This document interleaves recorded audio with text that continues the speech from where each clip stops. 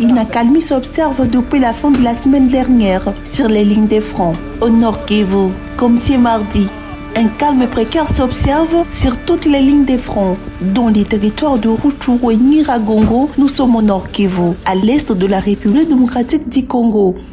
Les forces armées de la République démocratique du Congo maintiennent toujours leur position à Kishishe et aux alentours, ainsi que dans le groupement de Bishusha. Nous sommes dans la chefferie de Bwito, notamment sur l'axe Kisharo-Nyamilima, dans la chefferie de Bwisha. Les sources des populations locales nous confirment qu'un calme s'observe dans cette partie du territoire de Rutshuru. Toutefois, plusieurs sources dans la région affirment cependant l'inquiétude règne toujours dans les agglomérations proches de ces lignes de front. C'est notamment à Kichanga, Kibirizi et Nyamilima. Nous sommes dans le territoire de Rutshuru, sur l'axe Kibumba. Dans le territoire de Nyiragongo, une accalmie est observée depuis plusieurs jours maintenant.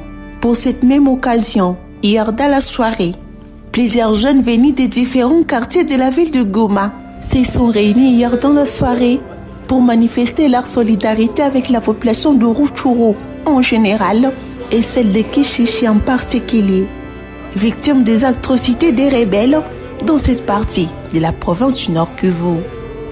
On peut le voir, bouclier à la main, à mémoire de victimes de Kishishe.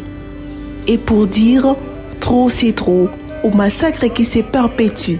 Pendant ces temps, on peut les lire sur une quoi que détiennent ces jeunes, MONUSCO dégage.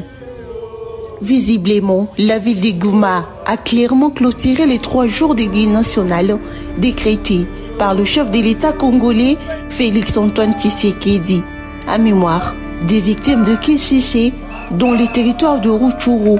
Nous sommes au Nord Kivu. À cette occasion, on peut le voir, les gens de la ville touristique se sont réunis en toute tristesse. Les chansons ont été animées par les jeunes.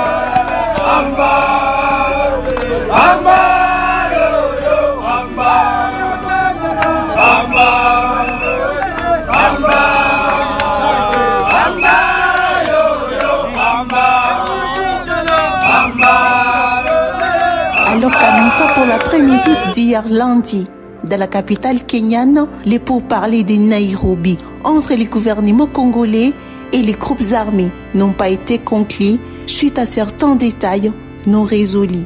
Et selon certaines sources, les délégations de certains groupes armés ont décidé de quitter la salle prévue pour la cérémonie de clôture, réclamant leur per diem, alors que d'autres délégations affirment avoir reçu une somme voisinant $300 américains.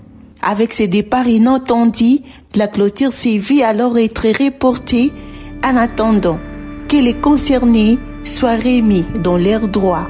Jusqu'à maintenant, aucune date n'a été communiquée pour la clôture de cette cérémonie du 3e round de ces pourparlers à Nairobi. Une situation clairement dénoncée par le facilitateur de ces processus, l'ancien président Kenya, Uhuru Kenyatta, qui évoque un problème d'organisation qui a conduit à ces reports. Néanmoins, les espoirs de voir cette 3e étape du pourparler s'est clôturée ce mardi des maires sous les yeux. La raison soulevée par les délégations de groupes armés pourra être résolue dans les heures qui viennent, celle palliative pour la tenue de cette cérémonie de clôture. Les commandants de la force régionale écartent complètement l'idée de voir les M23 conquérir la ville de Goma, comme cela fut le cas lors de l'épisode de 2012. Le général Jeff a rassuré sur la protection de la ville de Goma, qui restera sous contrôle de l'armée loyaliste, appuyée par des troupes engagées de la force régionale de l'East Africa Community. Je cite, « Je vous assure, en tant que commandant de la force régionale kenyane, que l'M23 ne prendra jamais la ville de Goma. » Fin des citations. Cette assurance vient rassurer la population, alors que, dira, les derniers jours des affrontements, les rebelles semblaient avoir décidé de progresser vers la ville touristique. Jusqu'à ce jour, ils maintiennent leur position à une vingtaine de kilomètres du chef-lieu de la province du Nord Kivu.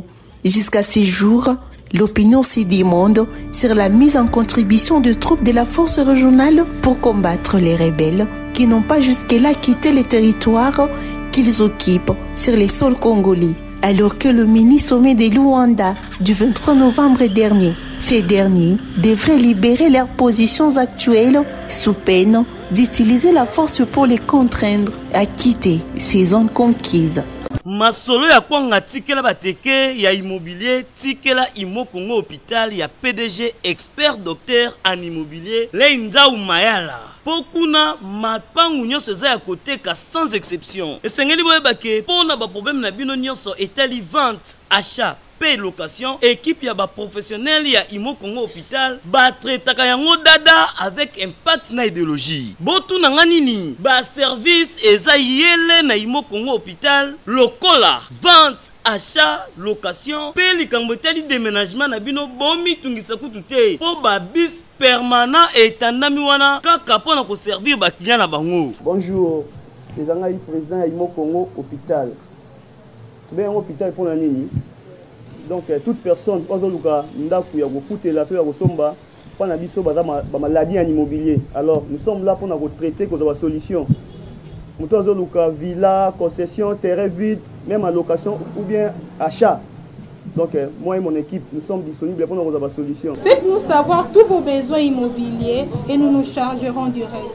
Imo Congo nyonso ya koteka sans exception. Mapango nyonso eza ya koteka sans exception. Wana route de Matadi, beaucoup d'infirmières, bazali, bakoyamba bino, bakosala musala comme il faut. To bengi bino ebele ba maman ba papa, ozala posa achat, vente, location. Toza wana pona kopesa bino ba solution ya ebele. Mama kozala no de cité toza awa biso moko okoti ozu lobiko na yo. Mapangu nyonso eza ya koteka sans exception. Biso na Imo Congo hôpital, mapangu nyonso eza ya koteka sans exception na bino. Ya solo bondi melanga masolo ya immobilier botikela yango Imo Congo hôpital. Pokuna mapangu nyonso eza ya koteka sans exception. Kodutete na ya bino peza ya koteka.